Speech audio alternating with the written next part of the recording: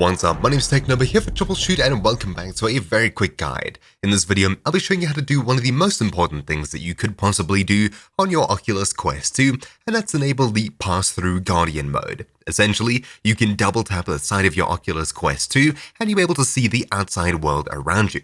This makes navigating the real world a lot easier, especially when you have a tight headset on your head. Let's head across to my Oculus screen. All we're going to do is navigate across to the home screen over here, and we'll look for the Apps button. Upon clicking it, we'll head into the Settings app, then we'll head into Guardian, the General tab, and inside of here, you'll see Double Tap for Passthrough. Simply turn this feature on, and if you're prompted, click Yes. It'll essentially tell you what you need to do.